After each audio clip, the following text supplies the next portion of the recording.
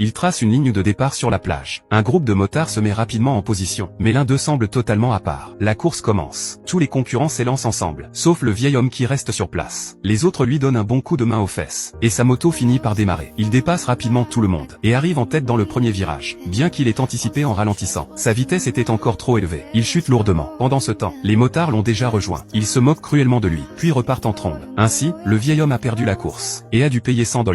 Sa petite amie le réconforte dans la voiture, et lui demande quels sont ses projets. Il confie qu'il aimerait participer à une course aux États-Unis, mais qu'il ne se sent pas encore prêt. De retour à la maison, il ressent soudain une douleur thoracique aiguë. Une ambulance arrive rapidement, et il est transporté à l'hôpital. Le médecin lui annonce qu'il souffre d'une maladie cardiaque. Avant, vous viviez au jour le jour. Désormais, ce sera à la seconde près. Apprenant que son temps est compté, le vieil homme se rend à la banque. Il parle avec passion de son rêve, mais l'employé ne s'intéresse qu'à une chose. Le vieil homme énumère tous ses biens les plus précieux, mais la banque ne se soucie que des garanties matérielles. Il hypothèque donc sa maison, pour réunir l'argent nécessaire au voyage, fait customiser sa moto, glisse son passeport dans son sac, et commence son aventure vers son rêve. Le soir, les habitants du village organisent une fête d'adieu, mais le lendemain, seule sa petite amie vient lui dire au revoir, ce qui le attriste un peu. Au fond, il sait que personne ne croit en lui. Il est âgé, sa moto est encore plus vieille que lui, mais il reste fidèle à une conviction. Peu importe l'âge, les rêves méritent d'être poursuivis.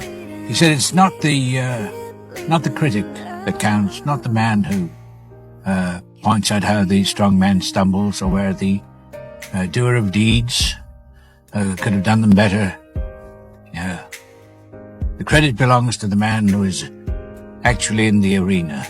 À peine a-t-il prononcé ces mots, qu'un bruit retentit derrière lui. Ce sont les motards avec qui il avait parié. Le chef du groupe s'approche, et lui demande brutalement de baisser sa vitre. Le vieil homme, perplexe, se voit alors tendre quelques centaines de dollars, pour l'aider durant son voyage. Les motards l'escortent un moment, pour lui souhaiter bonne route. Il arrive bientôt au port, regarde sa moto être chargée sur le bateau, puis embarque à son tour. En échange de petits travaux, il paie sa traversée. Enfin, il débarque. Les douaniers lui demandent le motif de sa visite. Quand il répond qu'il vient pour gagner une course de vitesse, ils ne peuvent réprimer un sourire, mais il approuve tout de même son entrée sur le territoire. Il pose enfin le pied sur le sol américain. Cependant, il se trouve à Los Angeles, et le lieu de la course, les Bonneville Salt Flats, est encore à 1100 km. Le voyage est donc loin d'être terminé.